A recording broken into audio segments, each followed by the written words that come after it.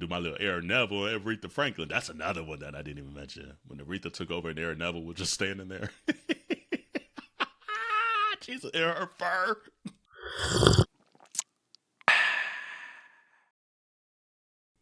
It's that time of year. Super Bowl is here. Can I say Super Bowl? They might make me have to say like the big game or something like that, because you know NFL don't be playing about that trademark. Whatever, the big game, you know what game I'm talking about. And as problematic as the NFL could be for, you know, a lot of reasons. Colin, domestic violence, head injuries, not enough black coaches, not enough black ownership, not enough black and brown ownership, minority ownership, not a lot of LGBTQIA plus representation. But you know what, anyway, that's not what this video is about. This video is about my love for the entertainment value of the Super Bowl, or the big game, whatever we're calling it today. Because, you know, over time, the halftime show has gotten bigger and grander. And just a little history note, did you know the halftime show came because In Living Color used to put on a halftime show on, you know, a different network of the big game.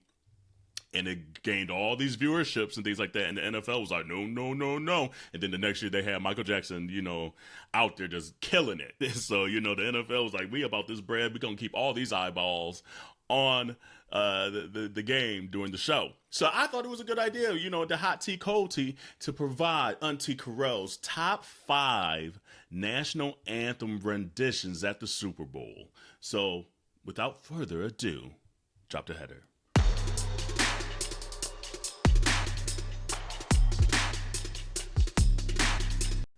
So before we get into the list, and I'm going to go from 5 to 1, and I'm sure you already know what number 1 is.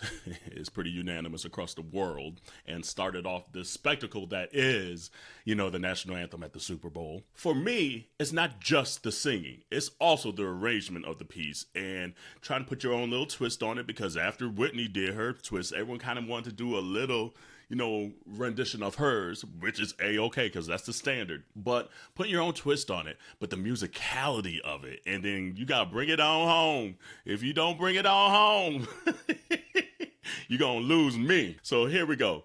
Number 5, we have the one and only Queen Bee herself, Beyonce. And this is like young Beyonce. This is like early 20s Beyonce before she became Beyonce. She was already Beyonce. She was already that thing. Don't get it twisted. It's always interesting to go and watch older clips of Beyonce and like Destiny's Children, which I do on the regular. I love them. I love her. Because Beyonce's voice over time has filled out, has become fuller and has become deeper, while still kind of maintaining a lot of her range. She might not be able to get the high like she used to do, but her range has expanded, and just the tonality and the richness of her voice has just improved. So it just shows that even as big of a star that Beyonce has been throughout her entire career, she's still willing to put in that work to improve her craft. So number 5 is Beyonce down in Houston, so it's only right to get the Houston, Texas baby. Mother of them all herself is Beyonce. So let's watch a little clip. Let's see here. Ooh, and she had that ponytail. So I'd almost want to see Beyonce do the national anthem again at this point, because this was 2004, so 20 years ago. 20 years ago. Come on, vibrato. Ooh, let's stop it right there. I'm sorry. I'm going to try to get through these quickly. I can't do all the runs, but like, gleaming. Yeah, that was nice. And I love the orchestra. I particularly like this piece because of the orchestra arrangement as well, especially when we get to the end. The trumpets and the horns, baby. Yee, yee.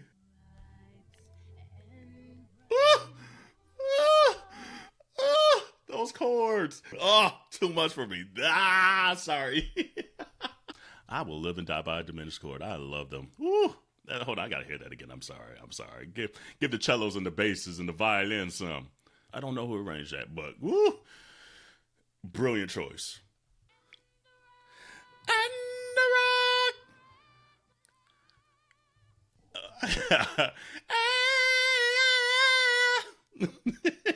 Beyonce used to oversing a lot. That's okay. She learned. Now she picks and chooses her poison. But she gonna give you a little moment. Bring us on home.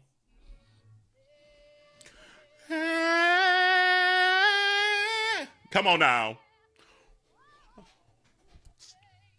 She almost has like a little yodeling in there that I like. Come on now, bring us home. And here comes the Whitney note. You got to do it if you're black. Love the ending. Here we go. Give the horn some. Listen.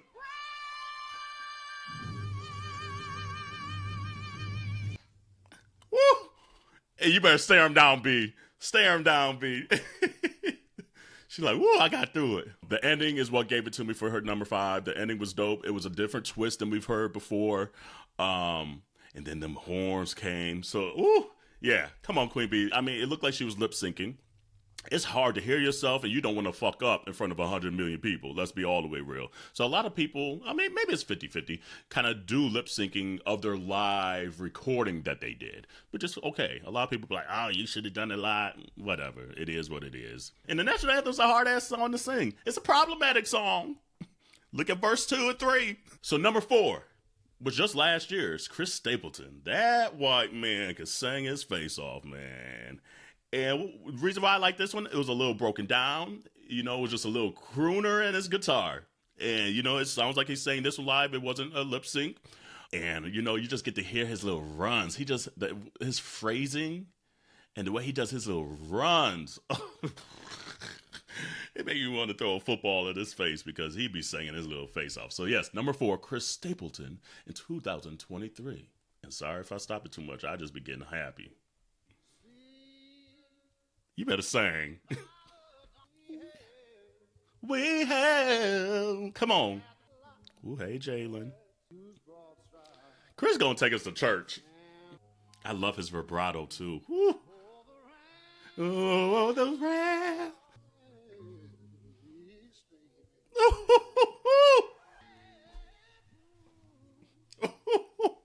Saying that thing. Hey, Kelsey.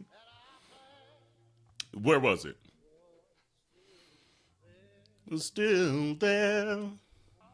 Yes, Lord. Come on, bring us in. Bring us in. I know that's right. I know that's right, Christopher. Christopher Stapleton. Yeah, Lord. Woo. He sang that thing good, didn't he? I don't know how that's just number 4. Every time I hear it, I'm like, oh, Jesus, how's that just that? Maybe I messed that up because he sang that thing, Lord. See, don't touch my spirit. Make you do the rock. Ooh, jeez. Number 3. How we gonna top that? Sheesh. We got the one and only Miss Jennifer Hudson, baby. And this is like early J Hud too. I think this is like right after her mom got murdered, by the way. I think it was like months after. I think it was maybe right before the Oscars or around that time period. So just a lot going on in her life at that time period. 15 years ago already. Sheesh. And it's just interesting. This is another lip sync you could kind of tell throughout different parts that she was trying to like make sure she was staying on track. But her live rendition of the recording was singing her face off. If you're going to beat Chris Stapleton, it's got to be J Hood. Oh, baby J. All these cute football players. Hey. Come on, Jay. Oh, yeah, and the plane on the Hudson. Who's that in the background? He cute, and the coach cute. Ooh. Take us to church. Come on with the church chords. Hey. Come on with the chords. Okay, now take us to the bridge. Come on now. Sing, Jennifer. Come on now. Come on now. Okay, now, Jennifer. Where was it? Come on now. The Whitney note. Of the what? Come on now. Yes, Lord. You can tell she's lip syncing a little bit there. But that's okay, baby. You hit that note. Woo! And that's where it got me. That's why that last little part got me. That's why I kind of edged stuff above Christopher. But woo! Woo! Woo! She said, yes, Jesus. Okay, that was number 3. You better sing that thing, Jennifer. So I'm sure you're like, who's even left that's gonna be like, I was singing Jennifer like that, or what rendition are we missing that we ain't had yet? This one might shock you. Number two for me, and it's a combination of just the vocals and the rendition of it. The rendition of it is so different than any other version I've heard, still to this day, honestly. And people be forgetting that this lady be singing her face off. She really do. She really, really, really do. And it's gonna be Miss Faith Hill at number 2. Okay, I love this rendition. Come on. Ooh. Oh.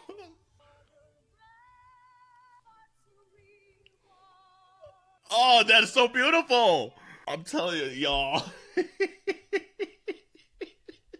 I be feeling this in like my spirit and my soul, my body.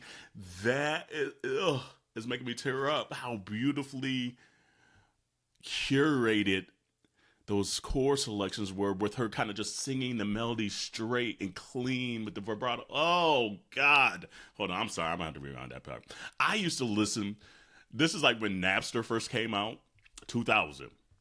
I remember downloading this on Napster and listening. I had this on CDs, burned them on CDs for the longest, and I had it on my iPod.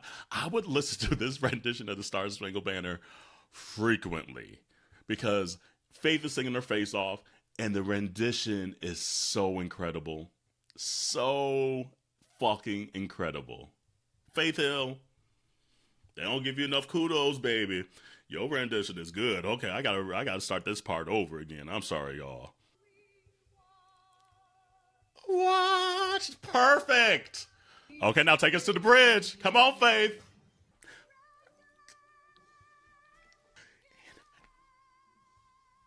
Come on. It's the smoothness of it. Come on now. Where was it? Was still there. Bring us home. Boop.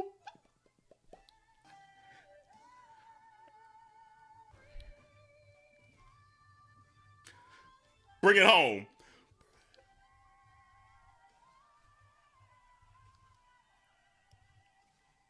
Oh. Oh. I'm sorry. I know she felt that too. She said, woo! Too good, too good, too good, too good, too good. I'm telling you, I used to listen to this all of the time. This actually, outside of maybe number 1, might be my favorite rendition of this song. It's number 2 for the Super Bowl, just like anywhere. Anywhere.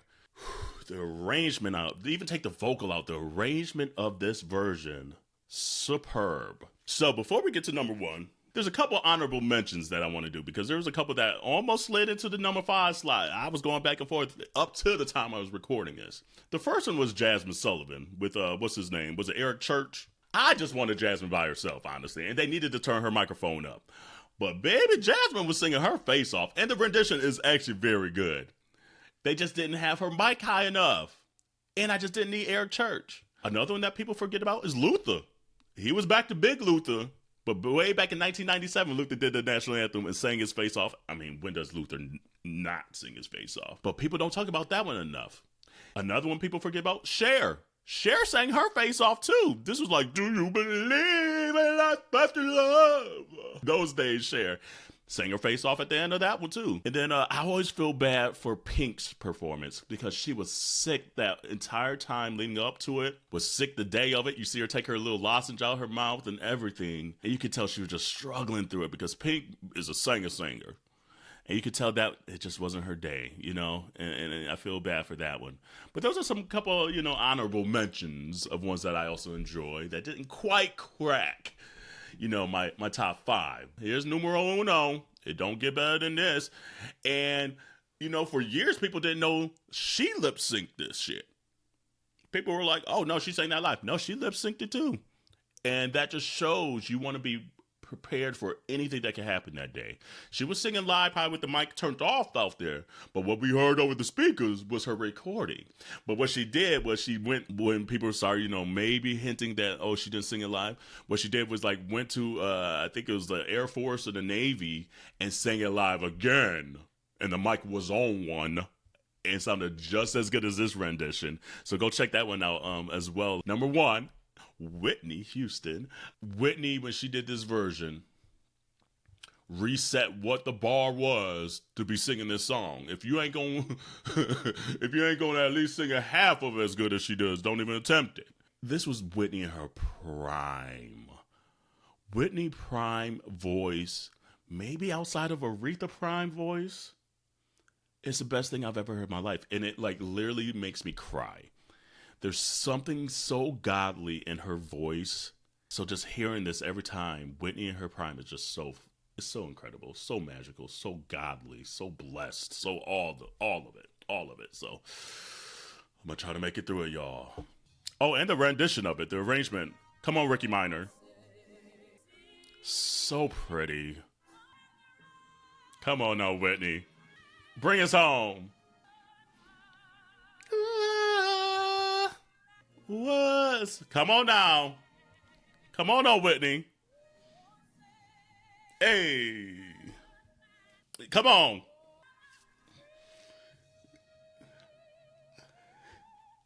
Well, the brave.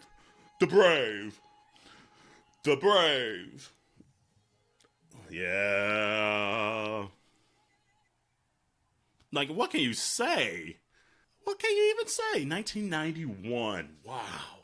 Like, that's when you're like, oh, that's a national anthem. Okay, nah. Ooh, Whitney, you ain't had to do us like that. Jesus. Ricky Minor arranged the shit out of that. And he was the first one that really started the 4/4 trend of the national anthem. Because the national anthem is it in 3/4? Anyway, he's the one that was like, you know what, let's move it to 4/4. And you go ahead and sing that thing down. And Whitney liked to sing from the beginning to end. She didn't like to piecemeal it. She's like, let me run it through a couple times and I'm good. I ain't gonna sing no more. So yes, Whitney Houston at number 1. I mean, come on. Really? You knew it was going to be her. Hopefully you enjoyed this. And we'll see what happens this year and every year from here to go. Maybe there's someone, that we update this in 5-10 years that don't snuck on in there. I'm Auntea Kerel from Minority Report Podcast. New episodes every single Monday, wherever you consume your podcast. And also right here on YouTube, if you'd like to see us live and in color. And until the next hot tea, cold tea, and until the next, maybe a little countdown, enjoy yourself. Be safe out there. Wash your hands, wash your legs, wash your ass. See you then. Bye.